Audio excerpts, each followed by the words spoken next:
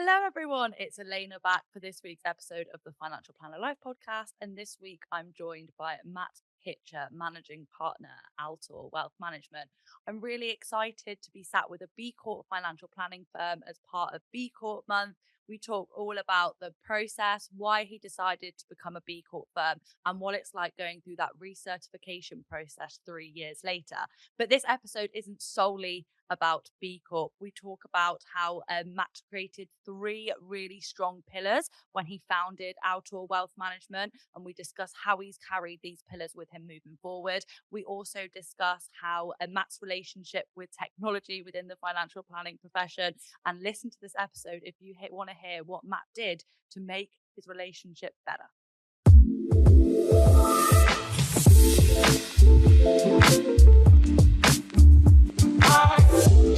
So it's the first question that I like to ask everyone, Matt, when they come on the Financial Planner Live podcast. But can you tell me a little bit about your career journey to date and how you've got at the point that you're at now? Yeah, of course. Yeah. So I joined initially I joined a bank, of all things, back in 2000. But very quickly after that, progressed to a firm called Towery Law, which doesn't exist actually anymore, but was a national IFA back then. Started off as a telephone-based advisor, then went out seeing clients face to face, and actually stayed there for 15 years. Wasn't necessarily the intention that I'd join them and have a career quite that long, but it's one of those things you get stuck in with a firm, and 15 years later you find you've had a long period of time with them. So worked all the way up to executive partner. So we had about 200 advisors. There were 4 executive partners nationally.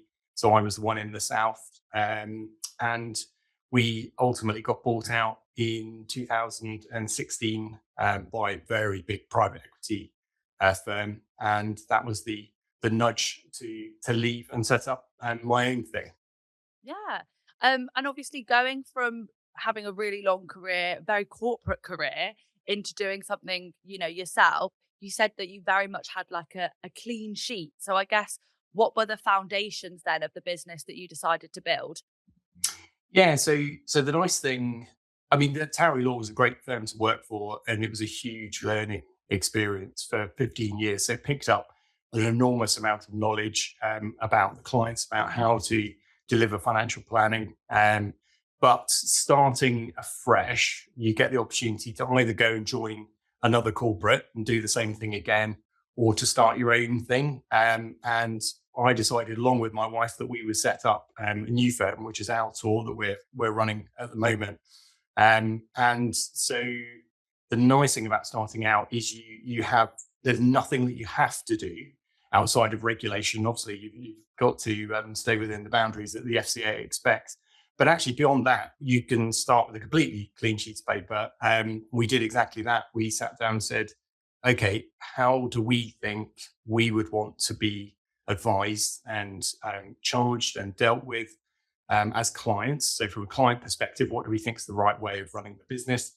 And then also, how would we ideally like to run the business from the business perspective as well as the clients? So that's great as an academic exercise to do with your crayons and your pad of blank paper. Obviously, implementing that is harder, but we decided from the outset that we wouldn't take any percentage charging at all.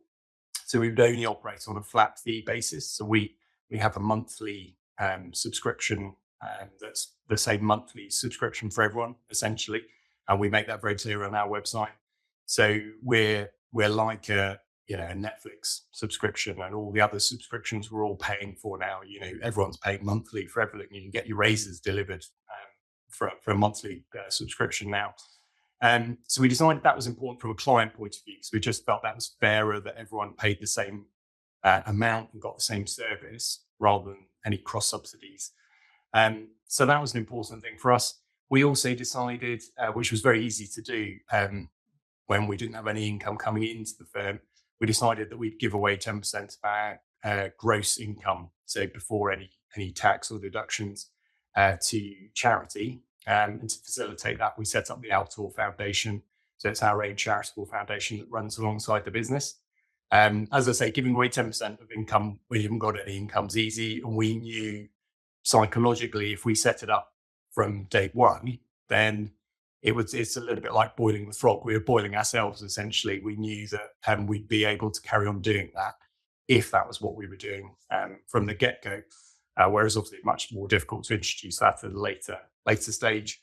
So that was very important from our perspective. We set up as a partnership as well, so we were flexible and we made sure that we were completely independent. So the evolution of Towery Law, it had started out as an independent financial advisor when I first joined, and then it had brought a lot of what it did in-house. So ultimately, it was running investments itself in-house. We felt, starting again, that we didn't want to do that. We wanted to be able to have clients approach us and have a range of solutions that we could offer them, rather than just saying, well, this is, whatever your question is, the answer is one of our 5 in-house models, which is unfortunately the most common way of doing things in our industry now. So yeah, some quite big decisions on day one, which we've stuck with all of.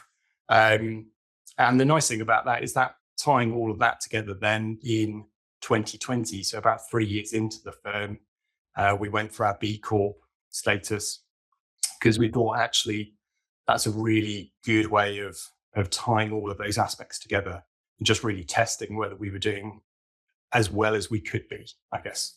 Mm-hmm. 3 really core pillars then, really, that have, carried your business moving forward. I think there'll be lots of individuals out there that have had really long, successful careers, in established businesses. And I'm sure there are lots of our audience that themselves would like to create their own thing at one moment in time. When you sat down with your wife and you got out that pen and paper and you thought, okay, what are the key points for Altor Wealth moving forward? Was it like a collaboration of your personal ethos and your professional ethos? Like, how did you come down to those 3? Were there other things that you were potentially thinking about pushing at that moment in time as well? Yes, that's a really good question. So it's definitely a combination of personal ethos and what we felt clients would want. So the idea of flat fees came from clients. Clients were starting to push back a bit against percentage charging, because they were saying, why am I paying a percentage, and trying to get, particularly the bigger clients, trying to get you to discount the percentages. So it was a couple of our clients who'd given us the idea when I was working in Towery Law, or Tilney as it was towards the end. And so that was definitely client driven. So the independence was client driven, the fee charging was client driven, and then the foundation was very much us. That was very much our take. There wasn't a client that was suggesting we give away that amount of our revenue. And we just thought tying those 3 together is important when you're setting up your own business. It's important that you've got a reason for getting up and going to work in the morning, right? So you've got to believe in what you're delivering to clients. That's super important. But you've also got to have something else, I think, anyway, another reason for doing what we're doing. And so that very nicely gave us both of those. It felt like a good balance when we first set up. Yeah, fab. And also, like, the subscription model is more common nowadays. We do see it more, but still is very much in its rarity. I know we've had further conversations in the past where there's sort of, you can connect with other businesses that that set up in the industry, and they are still more few and far between. And especially giving 10% of your gross income to charity is a massive thing. And I don't know any other business within the profession that does that I've sort of had communication with. How did it feel like when you were starting your own business, going against the grain a little bit? Because I think it's easy when you're starting something starting something yourself, which is a big challenge, to sort of, I guess, play it a little bit safe. So how did it feel to take your ethos but go against what general patterns within the financial planning profession? Yeah, so it wasn't straightforward, because initially when we made those decisions, we thought, well, actually, there probably are others that are doing this, and we quickly realised actually there weren't very many at all. I have to say, our profession is great for people volunteering and giving up their time to speak to newbies who are trying to build something new. I was particularly fortunate to be given some time by Alan Smith at Capital Asset Management in London. He is sort of the godfather of flat fees. He's been doing it for a lot longer than we have. And he was very generous with his time, still is very generous with his time in, and I guess it's that validation, isn't it? It's that reassurance. I wouldn't have minded if we were absolutely the first firm to have done it, but I would have been much more nervous if there was only ourselves. And so that was incredibly generous of him and hugely supportive. And we've tried to do that now. We've been up and running for sort of 6-7 years now. We've tried to pay that forward and be available to other advisors who are setting up from scratch if they want to ask us about the proposition, how it works, and just the practicalities of how you go about charging. We're very happy to share that now because we had the benefit of Alan's wisdom in the day. So the nice thing is okay, maybe we're unique because of the combination of all of those three. So that's probably true, but you can always find a firm generally that is doing at least they're doing one of those, and you can go talk to them about their experience. So that was huge for us. Yeah. And I think if there's people in the audience that are listening to this and have got their own ideas, I think you obviously alluded to that talking about Alan, but generally from your experience, have you found that other people within the profession are very happy to help and give advice where they can? You know, if there's someone that's listening to this and thinks, I've got this idea that I really want to push forward, but they don't know how to implement that or how to bring that into fruition. Do you find that there is often people within the industry that are doing something similar that are very often happy to help? Yeah, absolutely. I mean, the best way to find those people is to and please don't everyone phone Alan Smith because he'll never ever again. But the best way probably is just to go to those obvious networks that are out there. You know, if it's Next Gen, there's Octo members. You know, there's lots of study groups, network groups. I'd like to think it's a profession we're one of the better ones at just being supportive of the wider community. And so there are some excellent places to go. And generally speaking, in one of those communities, so Next Gen is a very good example. If you're a member of the Next Gen community, you can ask a question. Someone will come back, typically 2 or 3 people will come back and say, yeah, I've done that. Drop me a message. I'll talk you through it. And so it's just about making those connections and finding your tribe, I guess, with the planning profession. And that will be different for different people. There'll be some people who want to set up firms very different to ours, but they will be able to find their tribe just by asking.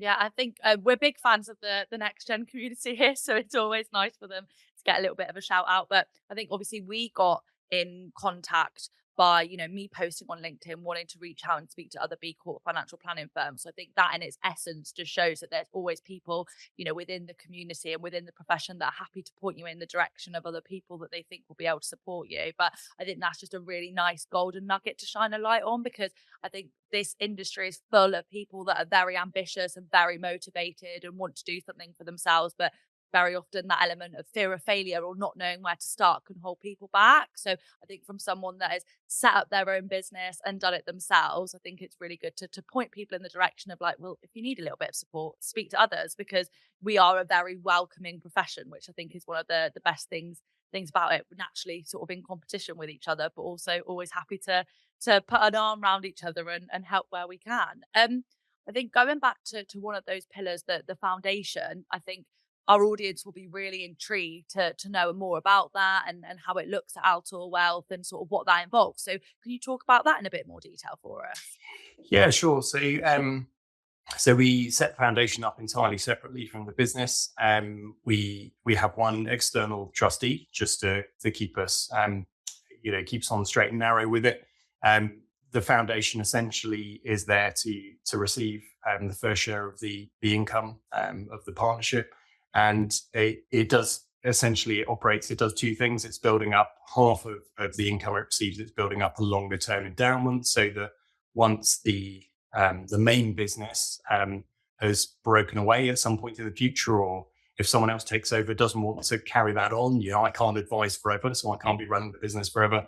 So the idea is that it will have sufficient capital to sustain itself in perpetuity, really. So that's the idea of that half.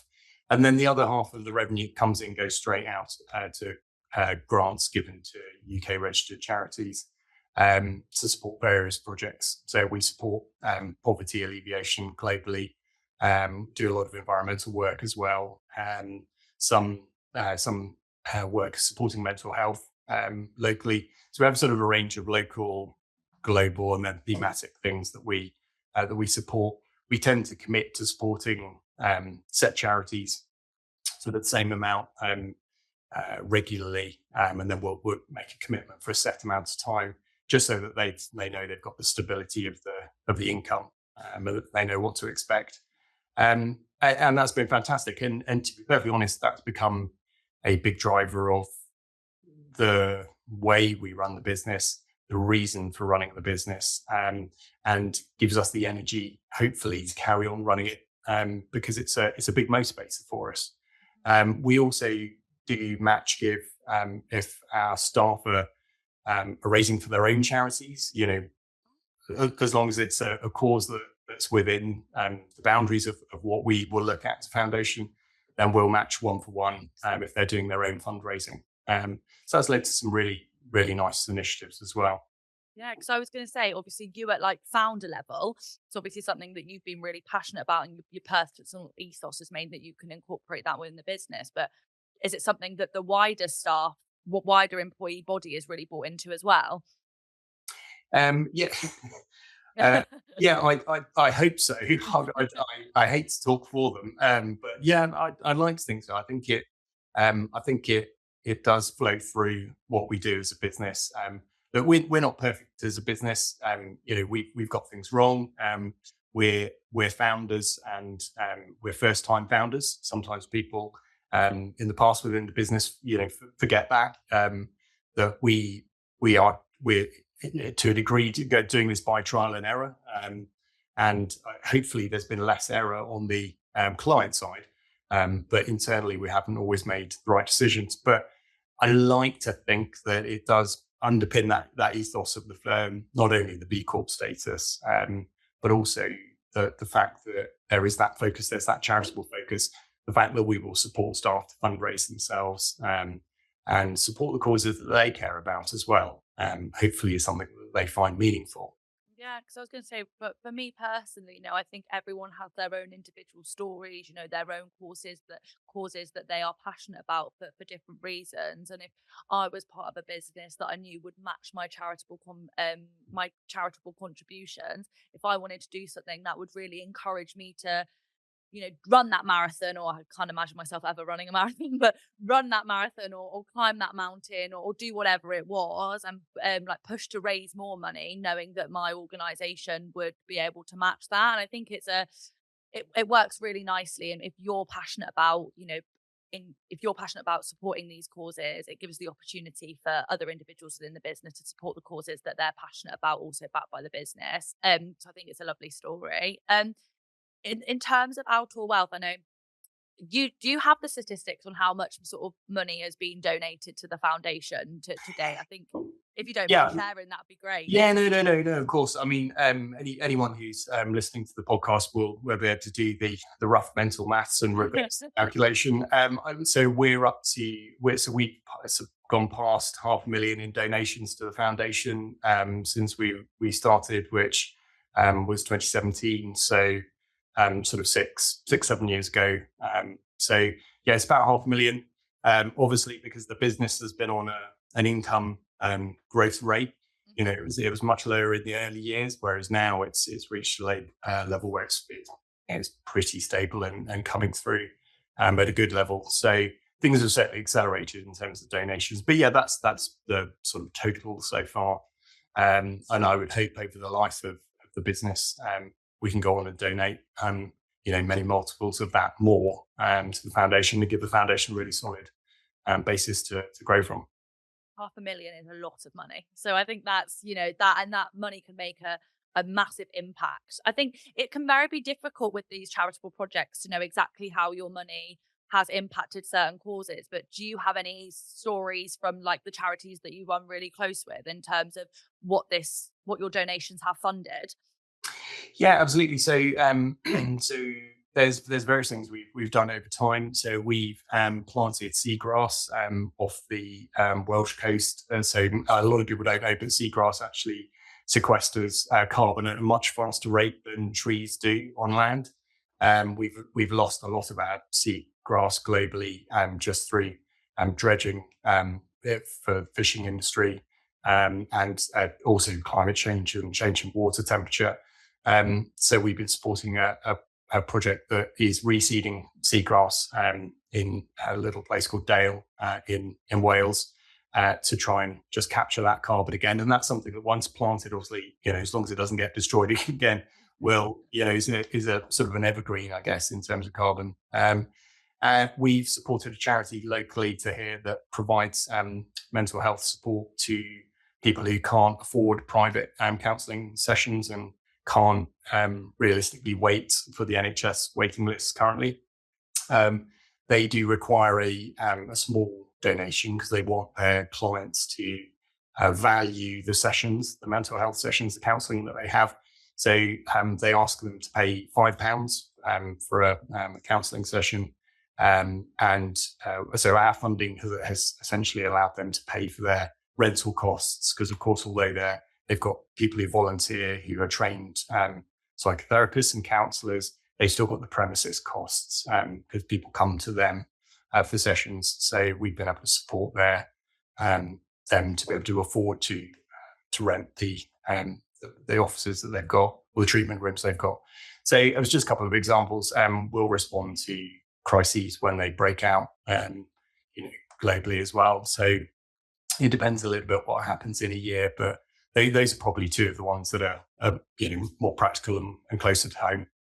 There's some great examples and some really nice stories in terms of how your donations have made a real impact in today's world. And I think it definitely goes to show that financial planning firms can be a force for good. And generally in the wider picture, companies can be a force for good, which I think ties us really nicely to sort of the B Corp element of this. So you mentioned that, that sort of was something that came naturally and sort of underpinned things. So was there ever a moment when you really decided to go B Corp? Tell me a little bit about that initial journey for you. Yeah, so when we first approached B Corp, not knowing very much about it, we thought, well, look, we're donating to charity. We're doing what we can in terms of our carbon footprint. We feel we're running the business in an ethical way. So it felt like a sort of an obvious next step. What we hadn't fully appreciated with B Corp is quite how rigorous the certification process is. So we started in late 2019, I think, on certification. Any company can go onto the B Corp website and plug their numbers or answer the questions to get an indicative score. And we did that and thought, well, that's a pretty good score. It's above sort of the minimum for B Corp qualification. So let's progress this. What was fantastic about that process is it isn't just a tick box exercise and then you pay your fee and you get the badge. What it does is it highlights where you could be doing better. So we were quite surprised. We found that because we don't control our premises, for instance, because we're in serviced offices, we found that actually our environmental footprint was higher than we expected once we've been through the process. So that's led to engagement with the landlord to try and get a few things improved with the building. We don't have full control over that. So that's still one of our lowest, because they put 5 pillars. It's one of the lowest scores that we've got. But we're doing what we can to improve that. And actually, I guess that has a multiplier effect because we're one of many businesses in the building. So actually, we've improved things for all of the businesses in the building just by being those advocates. It also highlighted that there were a couple of gaps in terms of our staff proposition, because people is a big part of the B Corp scoring. And it was really helpful actually to be asked the question, what's your policy on this? Do you offer this? And, for a couple of those questions, we had to say, well, no, actually, we haven't got a policy on that. No, we don't offer that. So let's go away and discuss it, decide we're going to do it, implement it. ready for our first 3-year review, which is what we're going through at the moment. Um, so so it started out as a let's go and get the badge because we think we're brilliant. And it turned into a slightly humbling a more humbling process where actually we were shown all the ways in which we weren't doing as much as we could, and we were able to improve. Um, we got a good score first time round. We've managed to improve the score through the first 3 years. But again, I mean, we're mid recertification at the moment, and they don't make it easy, which is great. In a way, you don't want it to be easy because then it's valueless, really. And we're still toing and froing with our assessor at the moment over a couple of last items, but we've had to prove everything again, which is great actually. And there are some firms that have been kicked out of being B Corps because of takeovers or bad behaviour. So it's a genuine. It's not just a free badge. There's plenty of those you can get in financial services, to be honest. You can sponsor a table and win an award. But this feels like something that's genuine and hard to obtain. Yeah, I can fully say how rigorous and in depth that process is. It's one of those things where no stone is left unturned. Every little bit of area of your business is sort of nitpicked and looked at under a microscope, which I think does, as you said, then make the B Corp certification, when you do have it, something really to be proud of, because that you've gone through that really thorough, in-depth process. And I think now that we're B Corp certified, you pick up on all the other companies that are B Corp. I now buy B Corp granola, like little things like that, and I'll pay the extra Absolutely. 50p to know that the company that I'm funding is a force for good. But I think obviously you said that you found it sort of surprising in the initial how vigorous the process was, and how it really did go into exploring all those avenues that maybe you hadn't thought about, like as you said, being in a serviced office and the impact that that has on the environment. But were there any other parts of the initial process or going through that journey that sort of you did surprise you or you didn't expect? Yeah. So I guess the other one, which we just hadn't thought about at all, was the pillar of community. So it's your local community and what you're doing in the local community. I mean, for us, we're all sort of coming into a central office from a range of places and a range of. So one person can walk to the office. There's one person who's got an hour's drive to get into the office, and so really we didn't have a local community as such, or not one that we were really involved with. So that was a really interesting one. It drove us to think about how we can get more involved locally, how we can get the whole team more involved locally, and that's another thing as well. I think when we started out, it was like the founders were going for B Corp, and through the process, we realised actually you can't do that. It's got to be everyone. Yes, there's going to be someone internally who's filling in, the questionnaire and go through the process, but you've got to have the whole team engaged with that. Otherwise, you're just going to miss out on several elements of the process. So that was probably the other one. I think maybe we were a bit naive when we first deployed that it would be easy, but I'm pleased that it's proven not to be actually, because it's improved what we do hugely. And like I go and have a look on the B Corp map and find B Corps that can do various things. We've just shipped off a load of electronic devices from the office securely to go to a local firm for secure recycling, and they're a B Corp, and found them via the B Corp map. There's subgroups with B Corps as well. So there's a B Corp financial services group that meets semi-regularly, and it's just interesting to hear what other people are doing, and discuss it. Get support from peers really who are interested in the same sort of things. Yeah, I think going back to that point of, and I completely agree with you, it's very much often the decision makers or the directors and founders, because they have that influence, that go, okay, great, we're going to try for that. But also then you do need to get everyone engaged. So how did you have different people within the business that you sort of got involved with the B Corp? Did you just sort of keep them updated within the process? You know, the same as not both Recruit UK, Financial Planner Life, and yourselves not being extremely large businesses. It's not necessarily that difficult. But how did you get the whole staff body involved in this process?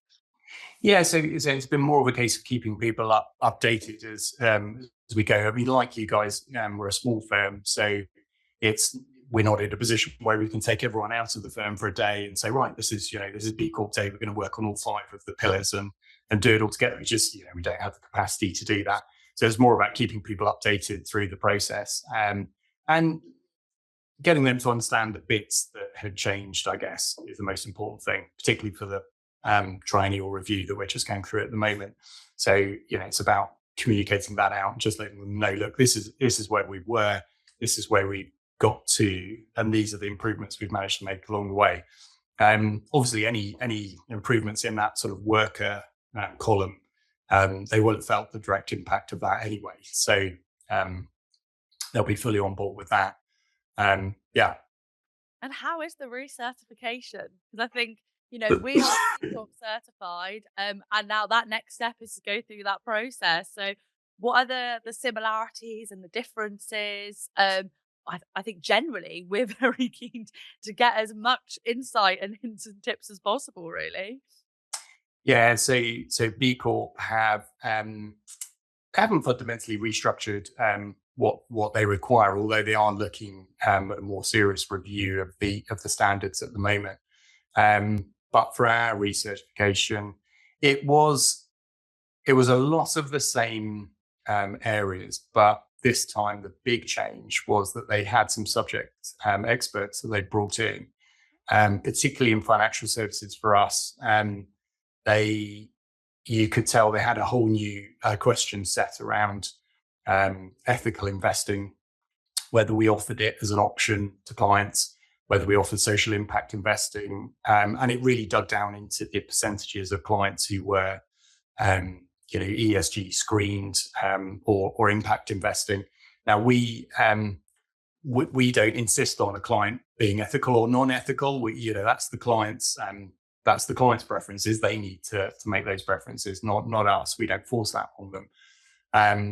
But it was an interesting process to go through. There's a whole nother level of data around how we approach that area and how many of our clients are adopting that as an approach. So they're definitely starting to get expertise in-house, which is industry relevant or profession relevant, which again is a good thing, I think. And then in terms of, like moving forwards, obviously you've now got sort of, the B Corp certification, you've got everything that you do with the foundation, like a really strong set of personal ethos that sort of underpin what you're doing. Do you find that, people approach you as a business due to this? Yes, they do. I mean, I don't want to present it as this big new business opportunity. It isn't. We did B Corp for ourselves. We have had clients approach us because of B Corp status. Absolutely, they tend to be people who are very motivated to be. They would say they're coming at it from a particular point of view. So they're either ethical investors or they've got a particular ethical specialism that they're looking for, or they're social impact investors. And they will tend to, that'll be their first screen of advice companies. Because there are quite a few really good advice companies now who are B Corps. So you've got quite a good range of options. So that type of client, which is quite niche, quite small, is applying that as an initial screen and then, going to all of those firms within the B Corp certification to decide which one fits them. So yes, we have had clients come to us. I think actually it probably has more of an impact on recruitment than it does on Oh, really? on clients. Yeah, I think it doesn't necessarily drive new applicants to us, but we do tend to find, so we are part of the Reading University internship program. So we have interns come and join us every year. And we do have staff join us from time to time.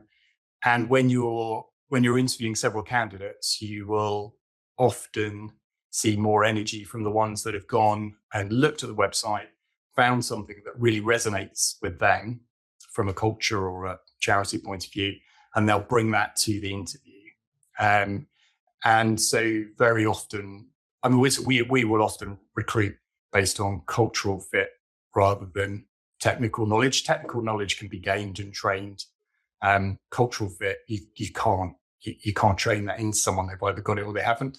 And so one of the first questions we ask is, was there anything on our website that resonated with you? Some candidates will say no. Never a great start to an interview.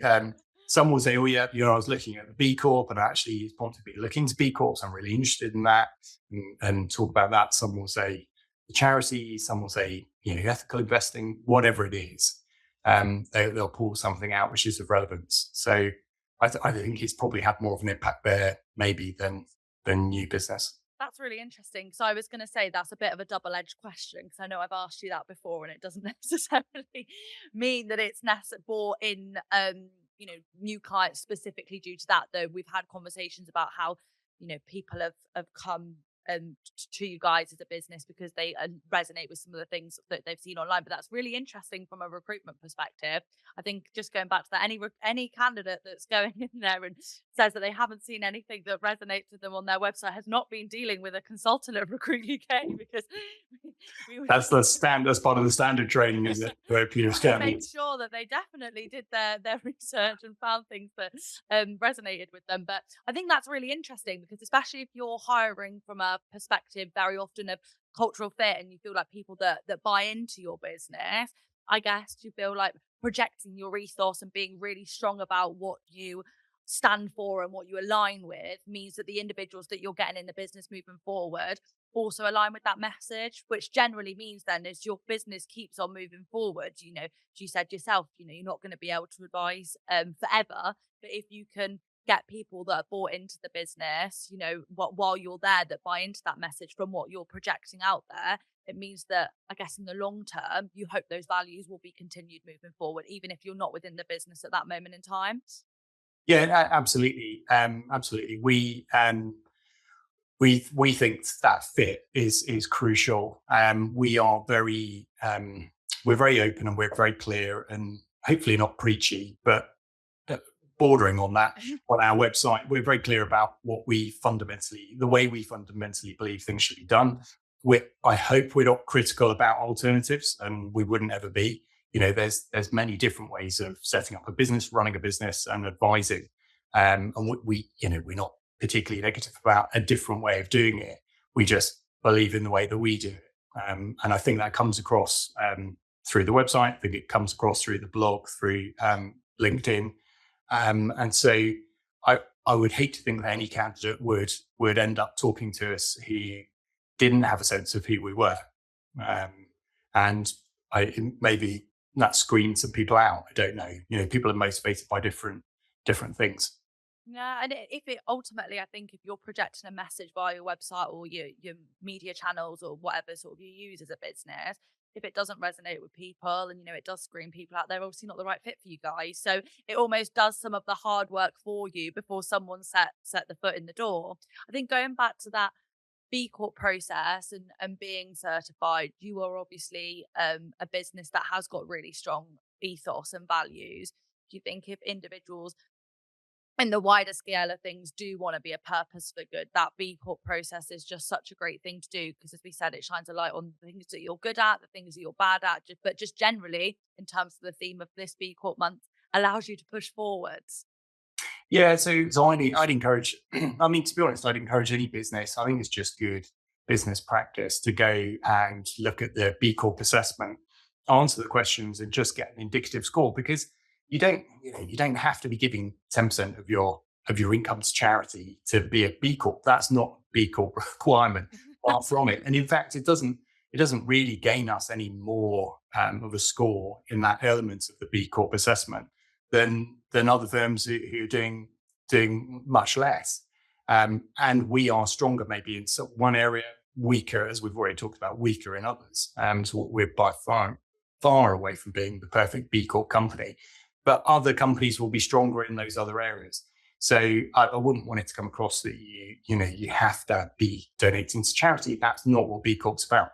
B Corp's about people, planet. It's about community. And it's about the ethical side as well. So if you are passionate about your team and your people as an employer, then actually that's your strong pillar that you go into the assessment based on. Maybe it will help you on some of those other elements, and maybe you'll be high scoring on workers, and it might encourage you to do a bit of work around environment, and some of the other aspects of community. Equally, if you're a firm who's really working heavily in the local community and that's a big part of what you're doing, great. That's your actual pillar that's going to be your strong pillar for B Corp. I just think it's a great sanity check. Whether you take it forward and get the official, sort of wooden plaque or not, is relevant, but it's not the only thing that's important about the assessment. I think it's just a great assessment of where you're at as a business. Yeah, I think I completely agree with you. A great assessment of where you're at. And as we said previously, it doesn't leave any stone unturned. So no business, no person is perfect. But B Corp, if you want to be a business which is moving forward and doing the best for the people, the planet, the community, all of those pillars, going through that B Corp process allows you to shine a light on what you're great at, but also what you're not so great at, and move that forwards as well. I think we've had multiple discussions about how the B Corp is something that can really progress businesses and progress financial planning firms. But we've already also spoken about one of the things that has held financial planning firms back is technology, and their relationships with that. So do you mind elaborating on that in a bit more detail for us? Yeah, so technology is a bit of a bugbear. I mean, it is for most people, and most financial advisors I talk to are just despairing with the state of technology and financial services. I say financial services. Actually, it's the IFA world, the financial planning world, where it's weakest probably. I guess I know I've said this to you before. The frustration for me is if I pick up my phone, I can do pretty much anything in my life very smoothly, very easily. I can be sat here in the office. I can switch the heating on at home via a nice little app on the phone. I can see what the car's doing, check whether it's been nicked. There's so much that's been built in the world that can now be done very simply, very easily from one device. And yet, when it comes to financial advice and engaging with a financial advisor, it's still not brilliant. It's not at that level. And I think maybe that's partly because people who are building tech are dealing with, we're still quite a cottage industry. So the majority of advisors by number are still in sort of 2-person or smaller firms. So that does make it quite hard for software firms to break through. And, there's a couple of big players, but beyond that, you're dealing with lots and lots of little companies, micro businesses, really. So maybe that's where that comes from. But it does feel like we're behind. And I think it's a real risk for financial planning firms, because if clients can do things quickly and slickly via DIY platforms, we all know the risks of doing DIY, and I would not suggest to anyone they do it. But the slicker those things get, the more we lag behind, the more risk is posed to our existing clients going off and going down that route, or just not attracting a new generation of clients. I think it's a big issue for attracting clients who are in their 20s, frankly, in their 30s as well. Although having said that, we've got some clients who are retired in their 70s and 80s who think tech is pretty poor in financial services. So we are poorly served at the moment. There's some big incumbent technology firms who shall remain nameless, who are getting away with really old-fashioned technology, really, really old-fashioned software that's horrible to interact with, both from the advisor end and the client end. And they're getting away with it because they've captured market share, and they're being lazy with that. I am slightly encouraged, if I'm having a positive day, I'm slightly encouraged there's some people coming through who are building some good technology. Timeline are building some really exciting technology at the moment. It's not quite there at the moment, but it looks like it could be a real breakthrough technology, I think, for financial advisors. Lots coming down the pipe from those guys. There's some stuff being built in the CRM space as well, which looks more exciting than the existing incumbents. But I just think we've got to have a client experience that is as good as every other sector in a client's life. We can't be relying on, if they want to know something, they'll pick up the phone. I think those days are gone. Those were the days I was operating in odd years ago when I was first advising. People would pick up the phone to you if they wanted to know something. Um, I think the minimum requirements of most clients have risen substantially since then.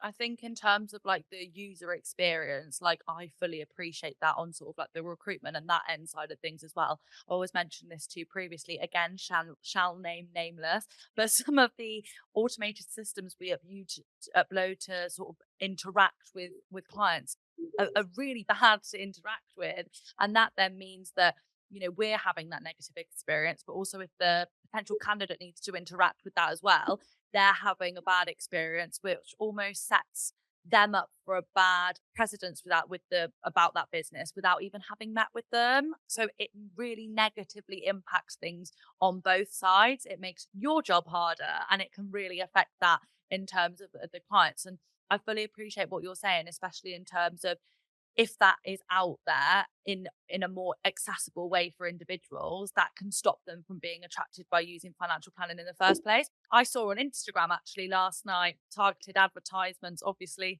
knowing something about what I'm doing, talking about online trading, and it was saying, don't use these guys, so many people are on here not knowing what they're talking about, use us. And I was thinking, God, you just pick up the phone and speak to an advisor if you're really that interested in investing. But if it's that accessible for other people to start dealing with those kind of things themselves and using new technology, you don't want it to from the value that financial planning and financial advisors can add. And yeah, as you said, positively, there are people that are doing great things within the space. But building on that, I think this would be very interesting for our audience. You obviously were a bit disillusioned with technology. So what did you decide to do then, Matt? Yeah, so yeah, good question. Brings back painful memories. So we decided that we couldn't find anything that would fit us. This was a few years ago now. So we decided actually we would get a firm. Well, we're not software developers, so we went and found a firm that would build a client portal for us from scratch. So bespoke build for our clients, because we just wanted. It's sort of like the swan along the surface, isn't it? From the client's point of view, as long as everything looks clear, smooth, and is beautiful from the client's point of view, great. If we have to do the sort of the swan's legs under the water and we're running around trying to fix things, actually, that's fine. I don't mind that. Ideally, longer term, tech will help us with that bit as well. But the primary thing is a client ought to be able to log in, see everything they need to see, message us securely. So we had a firm build that for us. The first firm we employed, unfortunately, the end result was pretty, but it wasn't secure. We did some security testing with it. It just wasn't good enough for our clients and the security of their personal data. So we parted ways with them. That was quite an expensive process, hence the bad memories. We went to a second firm who were really good, built us something really quickly, much less expensive, and that's the solution that clients are using today. We haven't been able to push through the upgrades to that system that we were looking to do. So I think the thing about software is it's a massively fast moving sector. So, if you can't upgrade what you've got, then at some point you're going to have to pivot and put something else in place. And I think that's where we are probably by the end of this year. Is we might need to implement something different because the market's just moved on in terms of what's available. So yeah, it's a hard lesson to learn. If I have I've got many flaws, but if I have a major flaw, it's getting attracted by sort of shiny new things. And sometimes, fortunately, I've got partners in the business who don't let me do every good idea or run with every good idea I have, which is just as well. But sometimes I will spend a lot of time and effort running down a cul-de-sac. Generally speaking, I'm just burning up my own time with that. We've implemented a few things internally that have come as a result of that, but I've been down more cul-de-sacs than I have come up with good ideas, which we've ended up implementing. So I do have one of those brains, unfortunately, that does sort of get attracted by fireflies. And then you need that balance in business. You need someone who's just a bit more practical and a bit more balance sheet driven, who says, okay, that sounds exciting. We're not doing it. I do. I'm unfortunate. I do have that in the business. So Good. I was going to say Sam, our director, is such an innovator, and I feel like he'd definitely resonate with you on that side of things. He's such an ideas man. Every time we speak to him, he's got a new idea, and they're all great. But it's all about knowing which ones are actually worthwhile pursuing, yeah, and which ones are worthwhile. Just sort of, we can get back to that yeah, another we'll day. get to that. Yeah, It yeah, still seems like a great idea in a week's time.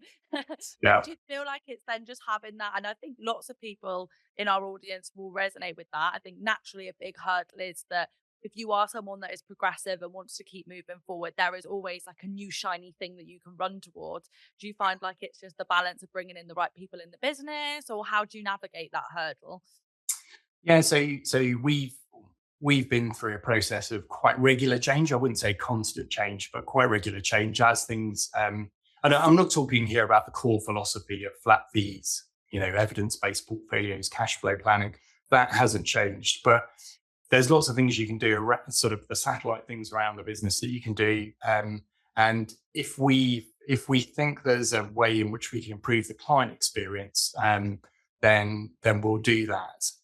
So it's all very client focused with us because our clients pay us the same amount every year, so it's flat fee.